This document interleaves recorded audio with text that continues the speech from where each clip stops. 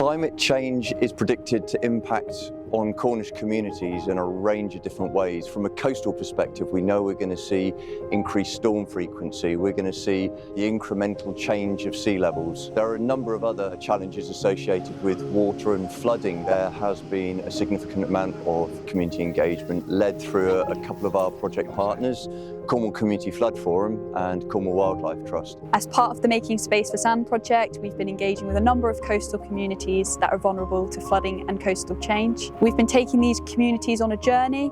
We've talked to them about climate change and empowered them to be more resilient and adapt to the changes that are happening in their communities. I think the Coastal Adaptation Plan that we've developed in conjunction with the Cornwall Community Flood Forum just outlines exactly what our challenges are and what our potential solutions could be with a time frame, which is really useful. We've surveyed this whole area that we're stood on at the moment because we've identified this as a potential area for flooding in the future. And we're trying to think about and visualise how we can increase our natural flood defences here by using our dune system. I think for us as a life-saving club, we're really aware that the sea is right on our doorstep. Getting everyone together in the same room over a cup of coffee and a pasty and having a really robust discussion. The Making Space for Sand team just enabled us to get together as a group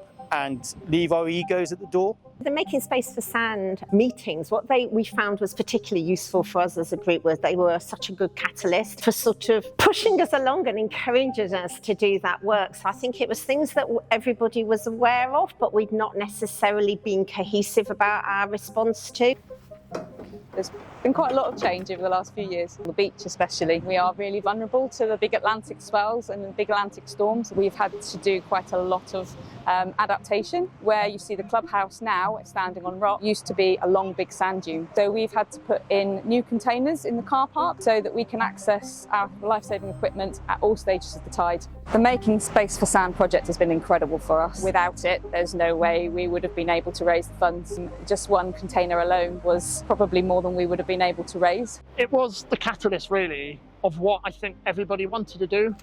Making Space for Sand certainly gave us a voice. It allowed us to connect the community together and act as a single stakeholder.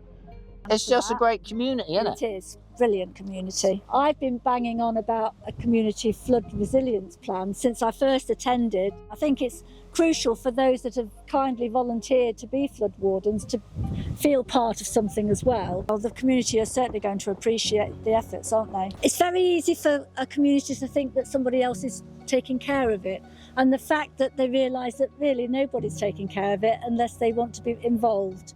The Making Space for Sand project has come up with the money for doing the flood resilience on the Ore, which has all gone forward.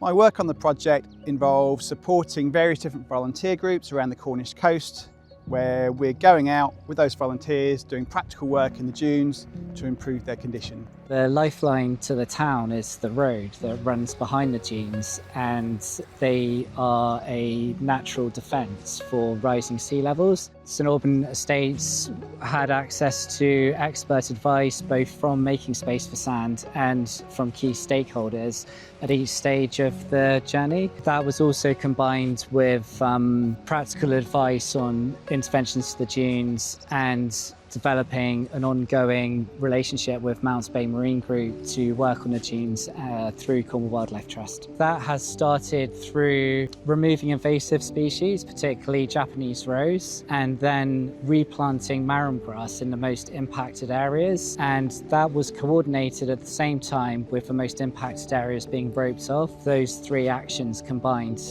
have already started to see regeneration of the dunes after a few months. Particularly what I'm getting back is really the change that we're making. And it's not just the change that we can make environmentally, it's the change in the group, the way the group has developed and risen to the challenges and taken leadership of projects. And I think that, to me, is really satisfying.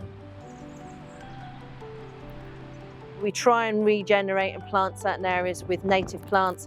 and we have to keep out the invasives which like to take over faster. Volunteers and local schools have taken part, and you can see what's happened over the last 6 years. So the main issues at Morganporth have been the invasive species. So we've had sea buckthorn and Japanese rose. So we've been managing that by using techniques of digging out the invasive plants, or we've been cutting them as well to try and encourage other native species to come through. It was quite a task to take on, and thinking, are we going to be able to tackle any of this? And we have. Well, volunteering with the Dunes group, you get to meet other people anyway that are like-minded. You know, it helps in the bigger scheme of things, but it also helps you mentally because you feel that you're contributing to something that's really positive.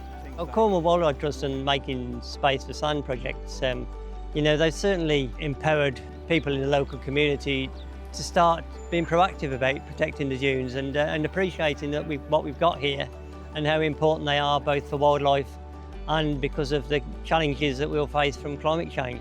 I would hope that communities have benefited from the conversations we've instigated through the project. The community are delivering many of the outputs that they are raising as concerns. So they have a very significant part to play. They have influence over decisions in the future. I would hope that after the project's over, that many of these communities will continue to make positive change to their resilience, to the health of their dunes, and ultimately to the sustainability of their communities.